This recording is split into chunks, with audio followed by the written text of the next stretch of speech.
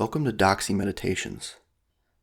In this video, I will show and explain the 12 most important lessons I learned from my 12 years of daily meditation. The first few are simple and easy to understand, though some of the later ones do have some psychological terms that may be a little harder to understand, but I will do my best to explain them as they come. So here we go. Number 1. The goal is to calm your thoughts so that all you feel is that void of pure existence. The hardest part for beginners in meditation is being able to clear the thoughts. In my experience, as I have heard with many others, when starting to meditate, the mind is continuously racing. Our thoughts are naturally speeding a mile a minute just thinking about all the random things we need to do during the day, our worries, the past, present, future, etc. We don't notice it, but all of these things we constantly think about are hanging over our heads relentlessly, which makes it difficult to do anything well. When you are finally able to clear your mind of all the extra baggage, a huge weight is lifted. And once you are at this point, you can do one of a couple things. You can either focus your intentions, or you can focus on just relaxing and enjoying the awesome feelings of thoughtlessness and pure existence. Number 2, there is no need for anything external to meditate. When beginning to meditate, I was very mystified by the whole thing. I wanted to be an expert at meditation and achieve very deep trances very fast. So of course I, bought into the hype of using external help to bring me to these states. I was very into using crystals while meditating and would always hold one during meditation or carry one around with me to give me good vibes. I will admit I did notice a positive effect from carrying a crystal, though I do believe this to be merely a placebo effect. There have been studies on the powers and vibrations of crystals. What they found was that the only positive effects were found only from the placebo effect. And when I found this out, I tried to meditate without crystals and realized I was able to achieve the same state without them. As you become more experienced, the best way to meditate is without external influence, although there are things that can help beginners achieve deep states, such as using guided meditations and binaural beats. Number 3, solving complex problems is easier in a meditative state. The ability to multitask is a myth. People who think they can do it are only doing multiple things poorly, essentially. It's obvious that the more complex a problem is, the harder it is to solve this problem. It makes it even harder to solve these problems when we have 1,000 other problems in our lives that are in the back of our head just dragging us down. When you have the ability to remove all these problems and worries and negative thoughts from your mind, imagine how much easier it is to focus on one complex problem. Number 4, meditation is as natural as breathing. Don't be fooled by the people telling you that you have to be in a quiet place or in a meditation position to be meditating. These things might help, but the better you get, the easier it will become to literally meditate anywhere in any situation.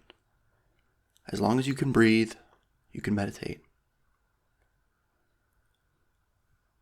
Number 5, with meditation, you gain nothing and lose everything. Meditation is about letting go. So what do you gain from letting go?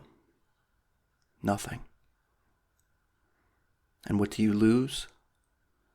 You lose anger, anxiety, depression, insecurity, and most importantly, fear. Number 6, Ego is your intellect trying to rationalize the fear you are not facing. So the ego that I'm talking about, by definition, is the part of the mind that mediates between the conscious and the unconscious and is responsible for reality testing and a sense of personal identity. So, in other words, you can think of the ego as the voice inside your head. So, you will know you are rationalizing when you begin to make excuses about why you did or didn't do something. You will try to tell yourself that it's natural or that anyone in your position would have done the same things. It's more extensive than this, but the more you meditate, the more you will be aware of these thoughts and behaviors. Number 7. Ego manifests itself as thoughts, feelings, words, actions, etc. You will not know when your ego appears in your thoughts, fears, words, or actions until it has already happened. You must be aware after the fact, as the ego's manifestations will guide you to an abundance of knowledge about who you are. Number 8. Ego is the symptom of a bigger problem. Our ego is actually a really good thing because it protects us from ourselves. There are some things the mind just cannot handle, and the ego is there to essentially ease you into reality instead of throwing it all to you at once. The bad thing about the ego is that it can prevent us from seeing and fixing the bigger issues, and this issue is fear. Number 9. Ego points the way to fear. The more you meditate, the more aware you will become of your actions and why you do certain things. We can become more aware of when we rationalize or avoid certain things and realize it is because of our fear that we act this way. When you become aware of when your ego arises, you can be assured that there is an underlying fear that is causing your ego to manifest. Number 10. Fear is the real problem. Without it, there is no need for ego.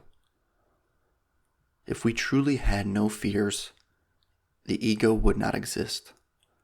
The ego is there to protect us from our fears. Number 11. There is a difference between what you do and why you do it. I would say a good majority of the things we do unconsciously, and most of the time don't know why we do it. We naturally build our lives around repetition and habits. Because of this, we will continue to do things that don't serve us and have no use to us. This is why we need to take this time to be more aware of our actions and figure out the reason we act a certain way. This, in turn, will build a better and happier life for you. Number 12. All that we are is the result of what we have thought. Yes, you may have noticed this is a quote from Buddha. As he explains it, thought manifests as the word. The word manifests as the deed. The deed develops into habit, and habit hardens into character. In other words, he's saying that we become what we think about. It all starts with thought. This is why meditation is so important. Meditation helps us become aware of our thoughts and helps us direct our focus in a positive manner. When we understand our thoughts, we will have an understanding of who we are and more control of who we become. And please let me know by commenting if you agree or disagree with these, or if you'd just like to add another one. And of course, thank you so much for watching and listening.